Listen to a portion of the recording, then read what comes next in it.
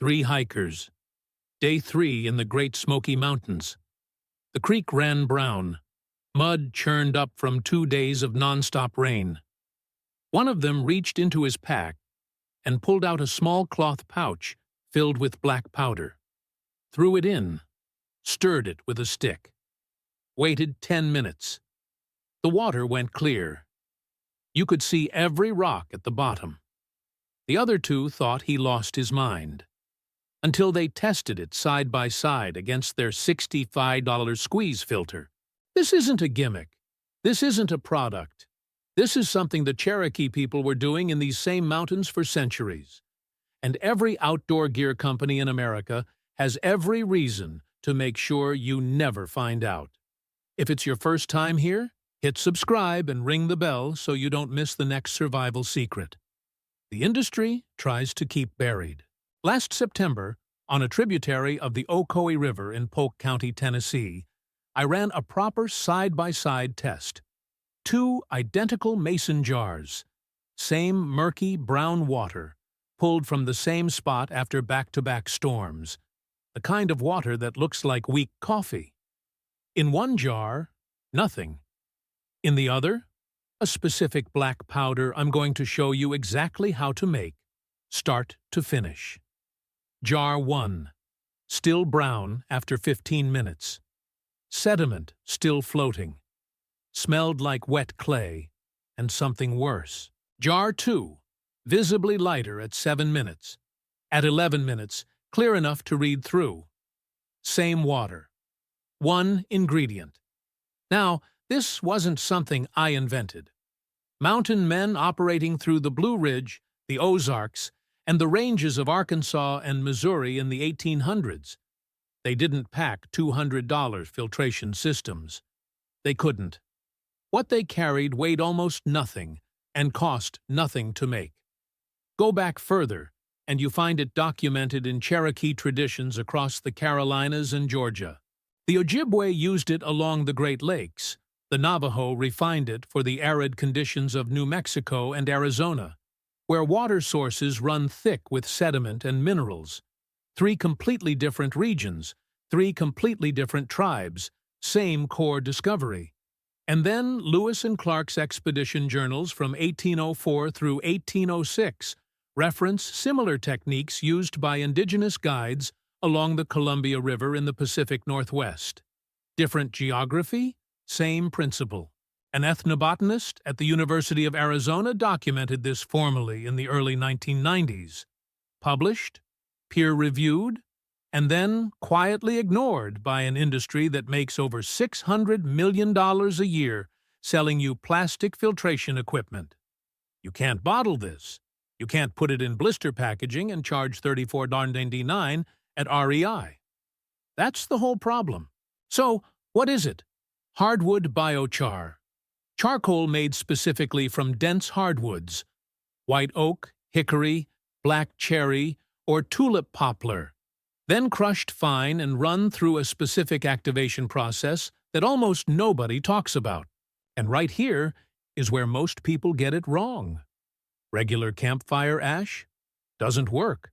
A half-burned log from your fire pit? Doesn't work. Even charcoal from softwoods like pine or fir can actually make things worse. The technique only works when you do it right. And right means controlling how the wood burns. Here's the short version of the science. When hardwood burns under low oxygen conditions, smothered, not open flame, it creates a carbon matrix riddled with pores as small as half a micron. That structure doesn't just trap particles the way sand does, it pulls them in. The technical term is adsorption. The contaminants bond to the surface of the carbon at a molecular level, rather than simply being filtered out mechanically. Think of it as microscopic Velcro covering millions of internal surfaces you can't see. Research published in Nature confirmed that biochar filtration outperformed standard sand filters for turbidity removal, specifically because of that higher surface area. In field tests on turbid water sources, biochar columns showed significantly delayed breakthrough compared to sand alone, meaning They kept working longer before becoming saturated. A separate multi-layer filter study found that optimized biochar reduced turbidity, E. coli concentration, and heavy metals better than conventional methods. The Cherokee specifically used charcoal from tulip poplar and white oak, both common from Georgia north through Ohio and into Pennsylvania. The Ojibwe in the Great Lakes region used hardwoods from the northern forests. The Navajo adapted the method for juniper in the Four Corners area. Different woods, same microporous result. Your instinct says black powder in water is contaminating it. That instinct is wrong here. The charcoal is pulling the contamination out. Here's exactly how to make it. You'll need 4 to 5 pieces of hardwood, each roughly 6 inches long and wrist thick. Oak, hickory, black cherry, or tulip poplar. In any forest in the eastern U.S., you're finding this on the ground for free. If you're buying it, under $3 total. One metal tin with a tight-fitting lid. An old Altoids can works for small batches. A paint can for larger. A flat rock for crushing. 1 piece of cotton fabric. A bandana. A cotton t-shirt scrap. About 12 inches square. Total cost, $0 to $3. Step 1. Burn to charcoal. Start a full, hot fire. Let your hardwood pieces burn until they stop flaming and glow solid red-orange, no more active flame. You want full char, not half-burned wood. Step 2. Smother immediately. Drop the glowing charcoal into your metal tin. Lid on tight. No oxygen. Set it off the fire and let it cool completely. Minimum 40 minutes. This step creates the microporous structure. If you let it cool in open air, the surface oxidizes and you lose most of the adsorption capacity. This is the mistake 90% of people make. Step 3. Reactivate.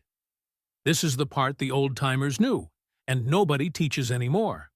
Once completely cool, take your charcoal pieces and hold them at the edge of hot coals. Not open flame, just radiant heat, for 8 to 10 minutes. Then smother again. Same process. This second heat cycle forces the pore structure to open wider. Skip this step, and you're working at maybe 40% capacity. Step 4. Crush. Wrap your activated charcoal in the cotton fabric. Pound it with your flat rock until you have a rough powder, about the texture of coarse ground coffee. Not fine dust. Coarse crumble. To use, for 1 liter of turbid water, add 3 level tablespoons, roughly 20 grams, of your crushed biochar. Stir hard for 90 seconds. Wait 8 to 12 minutes without disturbing it. Then pour through your folded bandana into a clean container. What comes through will be visibly clearer. Store unused biochar in any sealed zip bag or container. Stays effective for months. The whole prep process takes about 12 minutes at camp. Want to push the results further? 2 things you can add with 0 extra cost. Pine resin, available from almost any pine tree in the continental U.S. Collect a small amount from a wound or crack in the bark, roughly half a teaspoon, and mix it with your charcoal before crushing. Pine resin contains pinosylvan and abiotic acid, natural antimicrobial compounds that increase the biochar's ability to bind organic contaminants. The Cherokee and Ojibwe both incorporated pine and cedar materials into their filtration for exactly this reason. Now, let's be direct about something. Walk into any Cabela's or Bass Pro Shops and look at the water treatment section. Pump filters, $45 and up. Squeeze filters, $20 to $40. UV purifiers, $80 to $120. Multi-stage systems, $300. None of those companies have any financial interest in you knowing that a Cherokee elder in the Smoky Mountains was doing this with materials from the forest floor centuries before Gore-Tex existed. This isn't a knock on modern filters. If you're pulling water from an alpine lake in the Rockies during high season, where Giardia contamination is real and documented, a 0.1 micron hollow fiber filter is the right call. But for turbidity, for sediment, for murky river water after a storm, for an emergency where you have fire and hardwood and nothing else, the ancestral method works. The science confirms it. The people who used it for generations knew it worked. One mistake to avoid: do not use softwood charcoal, pine, spruce, or fir as your primary material. Softwoods produce tar compounds during combustion that can leach into water and add contamination instead of removing it. Eastern hardwoods only. Picture your next trip: the Appalachian Trail through the Nantahala National Forest in North Carolina, afloat on the Buffalo National River in Arkansas, muddied from upstream rain, a week in the Ozarks of Missouri, off-trail, no resupply. Everyone in your group is scrambling for the pump filter or paying $4 a bottle at the trailhead store. You reach into your pack, pull out a zip bag that weighs 2 ounces, cost you nothing, and that you made at your campfire the night before. 8 minutes later, clear water. They're going to ask where you bought it. You get to say you didn't. The outdoor industry calls this primitive skills, like that label is supposed to make it sound obsolete. The people who developed this weren't primitive. They were running field experiments across generations, refining results under real conditions, passing down what actually worked. That's not primitive. That's science without a lab. Hit subscribe and ring the bell. The next video goes just as deep into what the industry doesn't want you learning.